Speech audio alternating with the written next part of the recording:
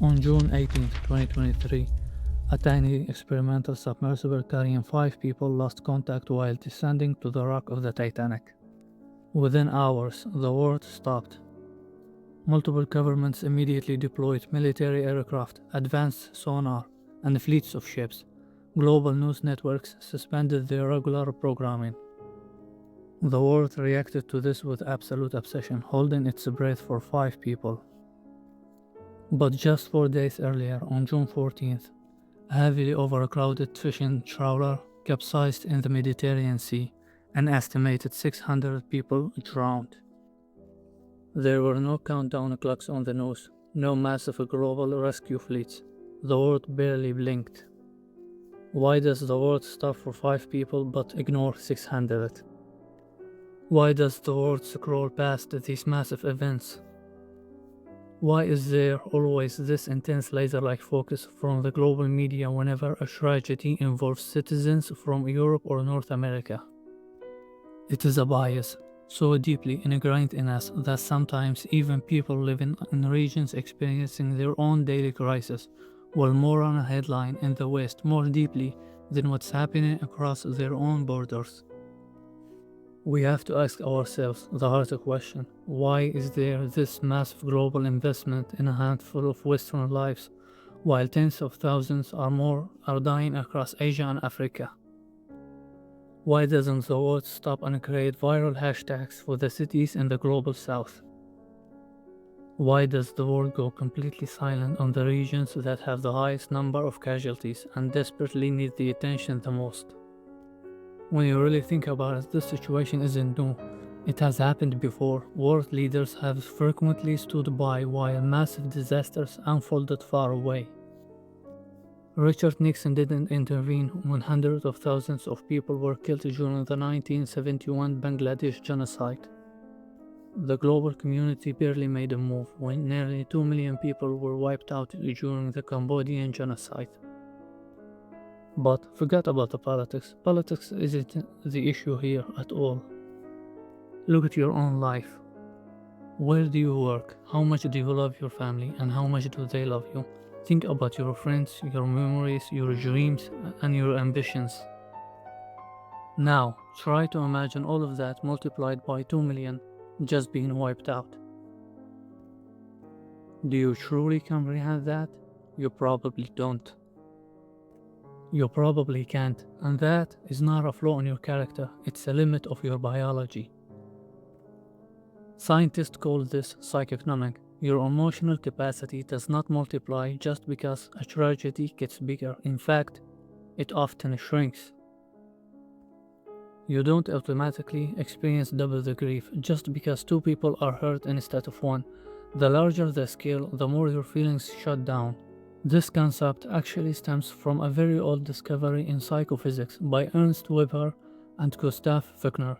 They found that human senses do not process changes in a straight line. Think of it like this. If you hear a single person crying for help in a quiet street, it pierces your heart and commands your absolute attention. But if you are standing in a chaotic screaming crowd of 50,000 people, and one more person starts crying out, you won't even hear them. Your brain filters the sound out completely. The exact same thing happens with the human empathy. If a news anchor announces that the death toll from a disaster was 10,000 and later corrects it to 10,001, you will not feel the emotional weight of that one extra life, even though that one is a complete human being with a universe of memories, just like you. Against the backdrop of a massive number, your brain simply registers them as a statistic. The psychologist Paul Slovak put hard number to this terrifying concept. In his research, he presented people with different hypothetical rescue scenarios. He found that people were highly motivated to save a group of 9,000 individuals if the total population in danger was 15,000. But when given the chance to save a massive 100,000 people out of population of 290,000, their willingness to help actually plummeted. Think about the dark math happening in our subconsciousness. Because the larger tragedy feels like a drop in the ocean, a human life in a massive group of 290,000 is literally valued as cheaper than a life in a smaller group. Focus on that word, cheaper.